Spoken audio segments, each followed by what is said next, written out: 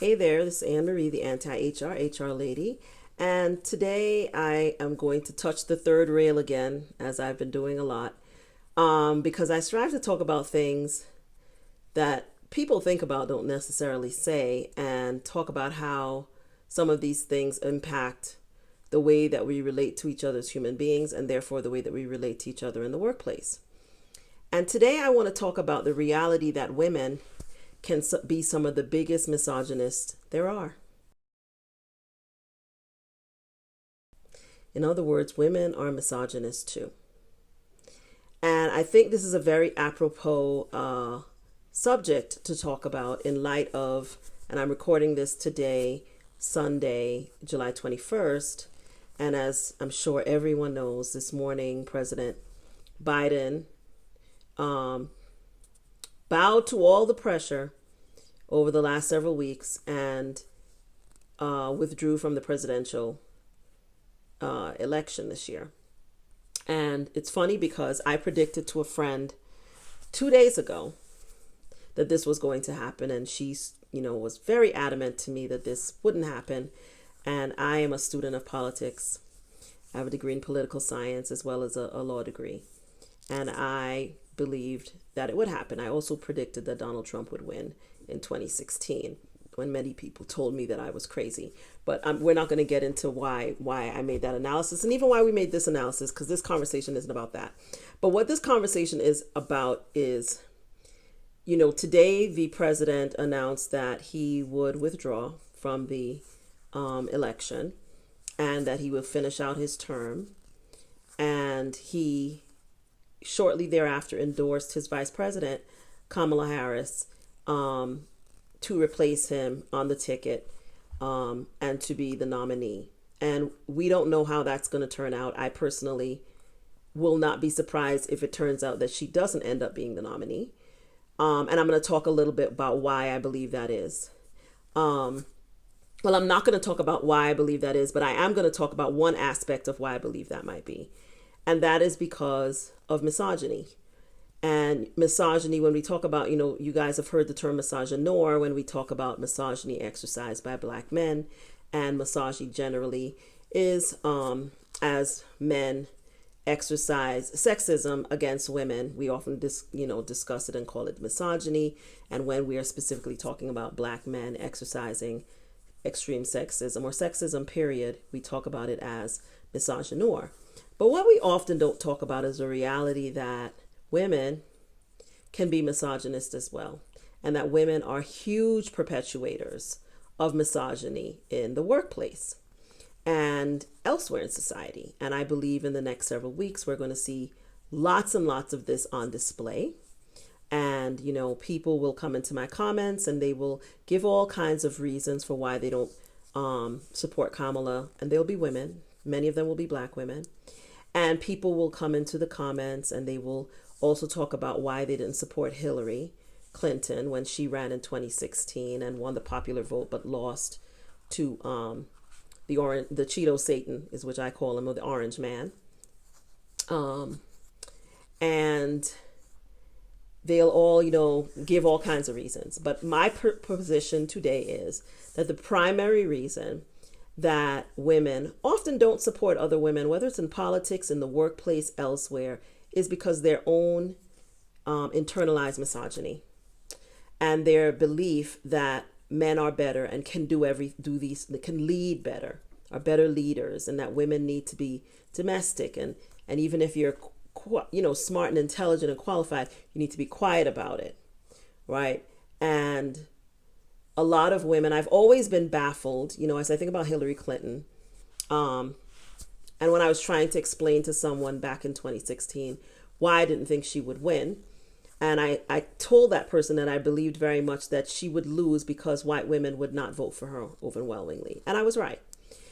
And when they asked me why I thought that is, I tried to explain a little bit why I believe that was. And a lot of it was related to my observations of how I saw white women treat each other in the workplace. Not only about how I had experienced them as a Black woman in the workplace, but how I saw them treat each other, how I saw them undermine each other, and how I saw them be overtaken by jealousy against each other and do things to undermine each other in the workplace. and often at the behest of the approval from men, right? And what I explained to them is, even though Bill Clinton had literally had sex in the Oval Office, it seemed that women were more angry with Hillary for what he did than they were at him, right? And that a lot of them, didn't like Hillary because she was outspoken, because she had opinions of her own, because she's a highly educated, intelligent woman. And I remember people even attacking the way that she laughed, as they're doing with Kamala now. And these were all women that I observed doing this, right? And I would ask people why they didn't like her, and they would be like, I just don't like her, right? And these are primarily white women that would say this. And you would see it on television. If you watch a documentary about Hillary, I don't remember whether it's Netflix or Prime, I saw it, and it's very fascinating because it looks at some of these things, but it doesn't discuss it in context, and I'm discussing it here. But what I concluded is that women have internalized the same beliefs about the sexes and have deeply internalized the belief that women shouldn't be equal to men. And that even, that we need to be secondary to men in all things, regardless of intellect, skill, qualifications, right? And, Hillary Clinton did win the popular vote in 2016, but she lost the Electoral College. And the reality is that people who become president have to win the Electoral College. Popular vote doesn't matter. I hate to break it to y'all. Popular vote doesn't matter. What matters is the Electoral College. And she lost in the prime swing states that she needed to win in order to get the number of votes that she needed in the Electoral College, and she lost, which I believe the number is 270. And she lost. But she won the majority of votes cast for her in 2016. If we did elections by popular vote, she would have won, but we don't do elections by popular vote. So she won the most votes, but she still lost, right? And the orange man won the Electoral College because a majority of white people, voters, voted for him, and a majority of white women voted for him. And I don't know how many of you know this, but a Democrat hasn't won the majority of votes of white voters since, I believe, somewhere in the 1980s, 1970s. I'll look it up and give you the exact year on this screen. But they've been voting Republican for a while, probably since Goldwater, right? I'm a student of history and I love politics. So some of these names, if you don't know who they are, Google Barry Goldwater, right? So what I found interesting was that how right I was in terms of my assessment that white women would vote for her. And I said this to someone in March, I want to say, of 2016, before the primaries. I predicted that Trump would be the nominee for the Republicans, and that if he was, he would win. He would beat her in the general. And I primarily believed it because I believed that white women would not support her. They would not vote for her. Despite all of them, the I'm with her and everything they were saying, that when chips were down and they got into the sanctity of the voting booth, that they would not vote for her. Despite everything that was on the line, that they would not vote for her. And they didn't. And because they didn't, he was able to appoint 3 people to the Supreme Court. And now we see what the consequence of that is. And if he's elected again, he will probably put 2 more on there at a minimum. So he'll have 5 people on there. And despite that reality, there's a real high likelihood that he could win again in November, simply because not just only that I believe many men will not vote for Kamala simply because she's a woman. They'll come up with lots of other reasons and talk about her record as Attorney General in California, and they'll say all kinds of things. But it'll really be because she's a woman, and because she's a black woman. But more importantly, many women will not vote for her. Not only white women, black women as well. And I mean, I just put up a post in my YouTube community, and I've had to block so many people because of their problematic comments and claims that Kamala doesn't identify as black and all kinds of nonsensical things like that, which are things that people make up to make themselves feel justified in whatever position they want to take. The woman went to Howard University, basically the black Harvard of universities, and you want to tell me that she doesn't identify as being black. You know, that just tells me that you basically needed to come up with a reason to start sidelining her, but you won't face the real reason that you want to believe these things, which is because a lot of us have internalized the same misogyny that men reflect, right? And in the workplace, the way that this plays out a lot, and even in the conversations and the comments that I see when I make videos is, you know, I made a video about whiteness, white supremacy, and white women. And it resonated with a lot of people because all of us, of black women, have had very problematic experiences with white women in the workplace, right?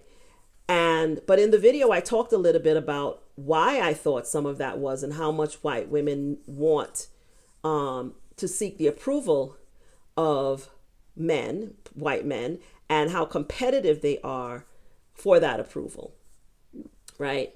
I also talked about the reality that even when women were and are in positions of leadership, that they often make the same decisions that are unfair to other women, especially women of color, in favor of men, especially white men in the workplace. And for example, I think I've mentioned this before, I'll mention it again. I remember working at an organization where a study was done that showed clearly that even at the entry level, white men were being paid higher salaries, even at entry level, than white women, all women, right? And that across the board, the lowest paid employees that were coming in at the lowest salaries, of course, were people of color, particularly black employees, but black women being the lowest, right?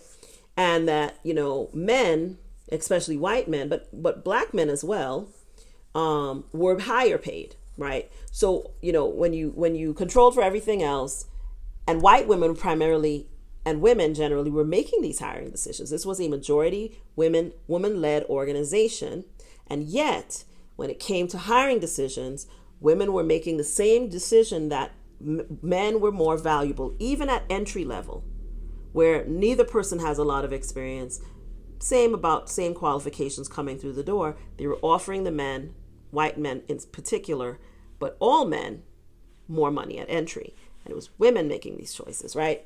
So what that said to me is that the misogyny is internalized, right? And just as the misogyny is internalized, misogynoir is also internalized by many black women. And I believe that a lot of it is you can correlate how misogynistic black women can be with how religious they are. That might piss some people off that I say it, but I said what I said. And I was raised in a very, very religious household. And I had to release a lot of that stuff to gain my freedom, which is myself, my intellectual freedom, my personal freedom, my professional freedom. I had to release a lot of those things that I was taught that people claimed they were teaching because they came out of the Bible. Most of it has nothing to do with the Bible. But these ideas about women, what a woman's place is, where women are allowed to be and not be, what women are allowed to do and not do, come out of people's religious beliefs, right? Whether it's Christianity or other religions, but I'm talking primarily about Christianity because that's the primary religion in the United States and in the Caribbean, right? Is this idea of what a woman's place is. And I believe not only men believe and internalize this stuff, women believe and internalize it too. And I find the more devout women are in terms of their religion, whether it's Christianity or something else, the more misogynistic they can be in their beliefs about what women can and can't do and what women should and shouldn't do, right? And we are at a place in history in the United States where people are more willing to inflict their religious beliefs on others, even though we are supposed to be in a nation founded on the principles of separation of church and state. And I would add that the separation of church and state, which is a part of the U.S. Constitution, was inserted in the Constitution not to protect churches from the government, but to protect the government from churches. I just want to make that clear. It was to keep religion out of government, right? And so because of the reality that, you know, there was a Church of England and a lot of things that aren't very nice were being done in the name of the Church of England. I mean, if you study your history, you understand all of this.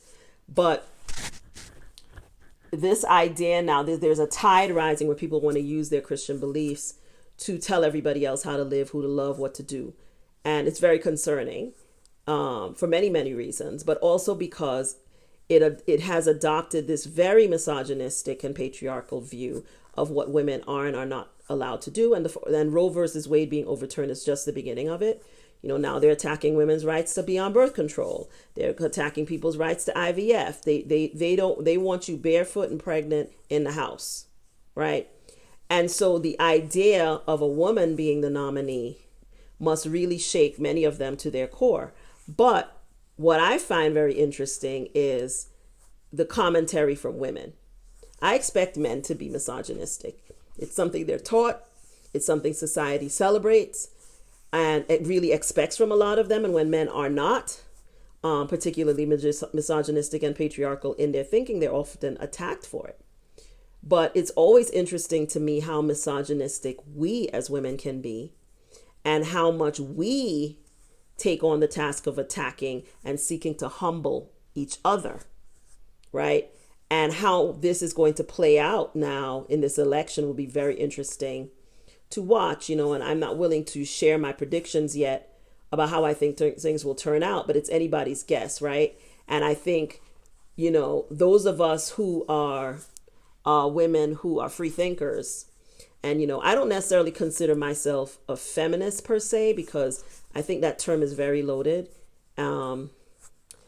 And there, not everything that traditional feminists believe, I believe, but I do believe in the idea that people have a right to choose whatever they want for themselves. And as long as they're not harming other people in that choice, right, I think they have a right to make whatever choice that they want, right? And so I do not like the idea of the government through an arm of religion telling anybody to do anything.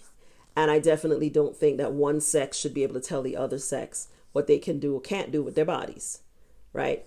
And so I find it very interesting that there's so many people who, call themselves progressive, call themselves liberal, but the idea of a woman being at the top of the ticket is making their heads explode, right? I think the Democratic convention is going to be very interesting because we're going to get to see, the curtain has now been pulled back on all of the things that have been going on all this time. And I think that's a good thing, for better or for worse. But one of the things I really think it has pulled back is how misogynistic women are. For me, it has really exposed that.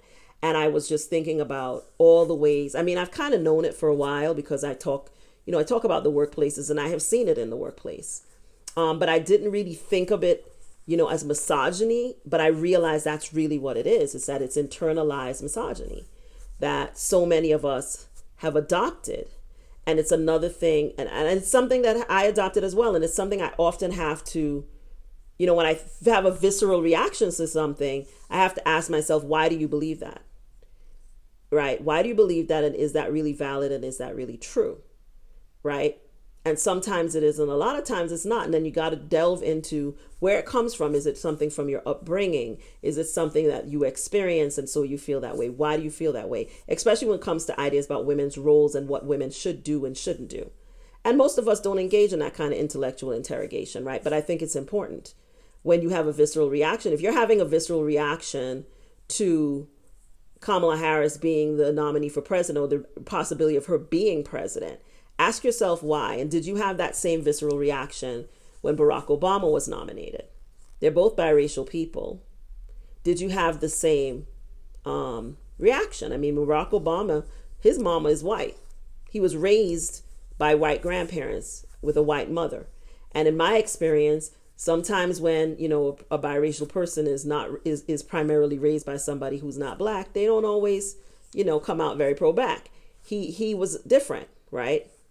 But it's interesting to me how the people are having such a reaction to the idea of her, a black woman, a black American woman whose mother is Indian, whose father was black and Jamaican. People are having very different reaction to her than they're having to Barack Obama, right? Everyone was very excited when Barack Obama won. And I will admit that when he ran for president, I really didn't think he would win. No one was more shocked than I that election night. I'd be happy to be shocked again, but we shall see. But because, of course, we know that he had a lot more hurdles to get over and things that he had to deal with running for president that other people didn't. But I do believe the fact that he was a man helped him a lot, right? I also believe the fact that he was married to a black and a very black appearing woman helped him a lot. But I do feel that there is a lot of internalized misogyny, and all of it is going to come to bear. People are going to attack her because she's married to a white man. People are going to attack her because her parents, neither one of her parents were born in the United States. People are going to attack her for all those things, but really what's at the core of it is misogyny, in my opinion.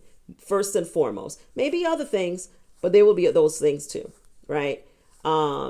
And so, people will attack her for a prosecution record and act as if it's not a prosecutor's job to literally put people in jail. That's literally your job when you're a prosecutor. She was not a defense attorney. She was a prosecutor, right? And so it's all of these things will come up and people go after a record and they'll scrutinize all those things. Meanwhile, they will continue to do very little scrutiny of the orange man, right? The convicted felon. There will continue to be very little conversation about a lot of the things, the lying, the excessive and constant lying. They will not talk about all of those things. They'll stop talking about age, even though the orange man is only 3 years younger than Joe Biden. They won't talk about those things. And very few people, some people will notice it and bring it up, but a lot of people will feed into that. And the reason they will feed into it so strongly is because of their own internalized, and I'm talking about people, I mean women, and particularly black women, will feed into that because of their own internalized misogyny. And, these things are also going to continue to play out at work, where some of the things that we do to each other comes from those places. Some of us have a visceral reaction when we see a black woman in a position of leadership, right? And we immediately start saying, who does she think she is? She must think she's better than us. Who is she? She's a problem. Even before you even interact with the person. Why? Because it's a woman and she's black. What is she doing there? And black people will do this. Both black men and black women will do this in the workplace, right? And while all of us have, pressures as black people in positions of authority, especially when you're in management and leadership, we get a certain level of scrutiny as black people that other people don't get. And as women, black women, that nobody else gets. You argue amongst yourselves about that. That is my observation and my belief. And what makes it worse is that a lot of us subject ourselves to that kind of scrutiny. We do it to each other, right, in the workplace. And we make it harder for each other to lead and to be successful because we hold each other to higher standards than what anybody else holds each other to. I often say that I will only believe that America has finally been able to live up to its ideals when a black person can be president and be as mediocre as so many of the white presidents that we've had throughout history. And they can actually come in and be really, really bad. As bad as the orange man, right? And no one will say it was because they were black. They'll just say it's because they're a bad president, right? That's when you know that there's real equality. And I don't expect that to ever happen. When we get put in these roles, we have to be the best, we have to be the brightest, and we get held to a higher standard and a level of scrutiny. And I am not looking forward to the next several months to witness the misogyny and the sexism and the racism that's going to come out of this if, in fact, the vice president becomes the standard bearer and the nominee. I'm not looking forward to it. But if that happens, it's going to be pretty awful. And people are going to have to, guard their peace and guard their minds against some of this stuff. I will probably tune out of a lot of social media if she becomes the nominee, because it's already starting and it's just a lot to deal with when you're a black woman and you have to hear this foolishness. And especially when you have to see it and hear it from people that look like you, because it's just so deeply disappointing, even though I know where it's coming from, right? And where it's coming from is that we've internalized these things too. As I said before, we have internalized a lot of the beliefs that they have told us we should believe about ourselves. We have, and we then reflect those beliefs back onto each other. And women do it across the board to other women, and black women do it to each other as well. And so, I really think that some of us need to spend some time looking at and thinking about some of the things that we say about each other, right? And that doesn't mean that you're not going to have a bad experience with someone that looks like you in the workplace. Of course it's going to happen for all the reasons that I've already explained, because of the desire for white proximity, because of the desire for acceptance, and because of internalized misogyny. That's the other reason. And I really thought it was time to talk about this as well, that we as women can be misogynist too. It's not just men. A lot of us hold the same beliefs about the limitations of women as a gender, right? A lot of us do. And some of us recognize it and many of us do not. And I know I'm going to get a lot of comments and people saying I'm wrong, and that's okay. You don't have to agree with me. As long as you're respectful in your comments, it's fine. I mean, if you're not respectful, then your comment won't stay up there very long, as you know. I do block, because blocking me blocking people who are disrespectful blesses me. But I do feel that it's really time for us to start talking about this and calling it what it is, which is internalized misogyny. That women also have a lot of that. And it drives a lot of our decisions as leaders, and it drives our decisions as citizens and voters, right? And, I think personally that this election in November is the most consequential election of my lifetime, right? Because of what is on the line and what is at stake. And it'll be really interesting to see whether people are willing to give up everything, to give up all their rights, especially people of color and black women and black men, to give up all their rights in service of internalized misogyny, desire for white proximity and white acceptance, whether or not we're going to literally sell ourselves and our children's futures down the river, or whether we're going to figure out a way to put aside some of these things for the greater good. It'll be interesting. Now, we don't know what's going to happen at the convention. I have some thoughts about that, but I'm going to wait and see if I'm right first, because I don't want to influence anybody else's behavior when it comes to this, more so than I already do in my comments on these videos. So I'm going to keep my thoughts to myself about what I think may happen at the convention. But if the vice president turns out to be the nominee, misogyny and misogynoir will be on full display. And it won't just be from men. And I think that's something that we all need to think about and examine as women, and especially as black women. That we really need to own the reality that some of us are purveyors of this just as much as men are.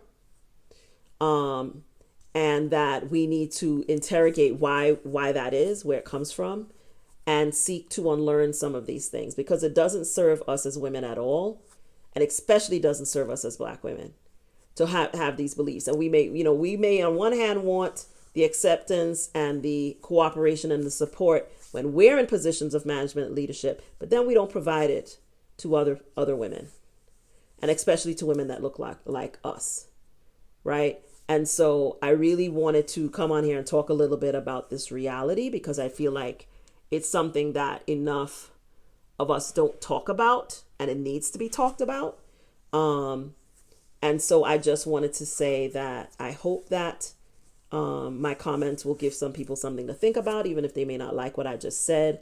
But I think it needed to be said that we can be misogynist too. We can engage as black women in misogynoir too. And we need to try to figure out a way how not to be that way, so that we can get along better in the workplace, be better citizens, be better humans in this world, and stop placing our beliefs of limitations on other people, especially people that look like us, and stop inflicting our beliefs about our limitations on other people, and then resenting them because they believe in the reality that, honestly, what you want for yourself is limitless if you believe in yourself and you are willing to do the work to get where you want to go. The possibilities for you are limitless, and it shouldn't be limited by your gender. And I sincerely believe that. And I think a lot of us have been taught that if you're women, you're only supposed to do this thing, do things this way. You're supposed to behave this way. You're supposed to present yourself this way. And we have internalized that just as much as men have. And we go after anyone who is not doing what we think they should be doing in terms of living up to whatever gender norms we believe should be in place. And we can be just as hard and just as cruel as men when we think somebody's stepping out of that line. And so I hope that this gives you guys something to think about. I'm sure you guys will have thoughts and comments, and I look forward to seeing them. But this is Anne Marie, the anti-HR lady. HR is not your enemy, but they're definitely not your friend. And I'll see you in the next video. Bye.